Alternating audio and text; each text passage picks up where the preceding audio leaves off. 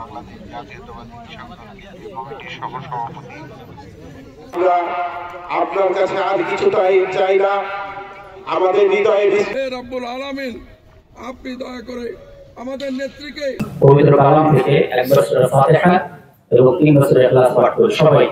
বিসমিল্লাহির রহমানির রহিম। আলহামদুলিল্লাহি সিরাতাল্লাযীনা আন'আমতা আলাইহিম ওয়া ইব্রাহিম ইন্নাকা হামিদুম মাজিদ। লাম ইয়ালিদ ওয়া লাম ইউলাদ ওয়া লাম ইয়াকুল লাহু কুফুওয়ান আহাদ।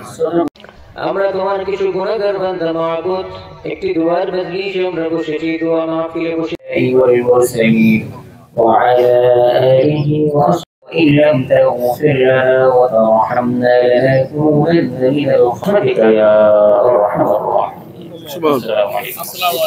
উনি শেষ পর্যায়ে এসে বিদেশে চিকিৎসার জন্য আবেদন করেছিলেন, ওনাকে দেওয়া হয়নি। ওনাকে বলা হয়েছিল আপনাকে এখানে মুসলেকা দিয়ে যেতে হবে যে আপনি আর জীবনে রাজনীতি করতে পারবেন না।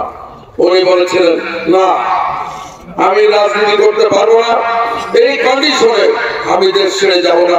দরকার আমার মৃত্যু হলে এই দেশে আমার মৃত্যু হবে, এই দেশের মানুষই আমার জানাজা পড়বে। উনি সেদিন জানলেন। ভাইয়ের আমার ভাগ্যের নির্মম পরিহাস, গত বছর 5 অগাস্ট শেখ হাসিনা ছাত্র জনতার আন্দোলনে পালিয়ে যেতে বাধ্য হয়। তারপর আমাদের নেত্রী বেগম খালেদা জিয়া কারামুক্তি লাভ করেন এবং সেই মিথ্যা মামলা হাইকোর্ট এবং সুপ্রিম কোর্টের হিয়ারিংয়ে উনি বেকসুর খালাস প্রাপ্ত হন। দেশ আস্তে আস্তে গণতন্ত্রের দিকে এগিয়ে যাচ্ছে। এই দেশকে নিয়ে দেশীয় এবং আন্তর্জাতিক নানা ষড়যন্ত্র শুরু হয়েছে। এই যে আমাদের নেত্রী বেগম খালেদা জিয়া আজকে অসুস্থ অবস্থায় মৃত্যুর সঙ্গে উনি পাঞ্জা লড়ছেন, এটাও একটি ষড়যন্ত্র করে ওনাকে মৃত্যুর দ্বার প্রান্তে নিয়ে আসা হয়েছে। নানাবিধ ষড়যন্ত্রের মাধ্যমে আমাদের প্রিয় নেতা তারেক রহমানকে উনি যাতে স্বাচ্ছন্দ্যপূর্ণভাবে সুন্দরভাবে দেশে ফিরে আসতে না পারেন, সেজন্য দেশীয় এবং আন্তর্জাতিক ষড়যন্ত্র এবং চক্রান্ত করা হচ্ছে। আমরা এসব বিষয়ে পরেই কথা বলবো, কিন্তু আজকে আমরা এখানে মোটামুটি সমবেত হয়েছি। সারা দেশের কোটি কোটি মানুষ বেগম খালেদা জিয়া আমাদের দেশ মাতা তার সুস্থতার জন্য প্রার্থনা করছে। প্রত্যেকটা মসজিদ মন্দিরে বেগম খালেদা জিয়ার সুস্থতা যাতে দ্রুত লাভ করেন সেজন্য প্রার্থনা হচ্ছে। আমাদের বিভিন্ন জায়গায় বিভিন্ন রকম বিভেদ আছে, বিভেদ চলছে।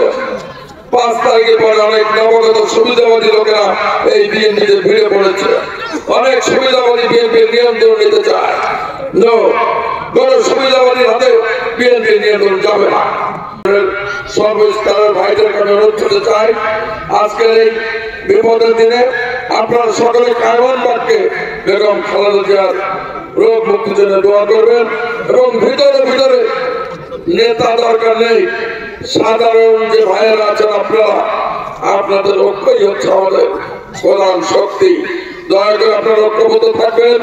এই সকল সুবিধাবাদী বেঈমান থেকে প্রতিহত করতে হবে, সেজন্য আপনারা দৃঢ়ভাবে ঐক্যবদ্ধ থাকবেন। আমি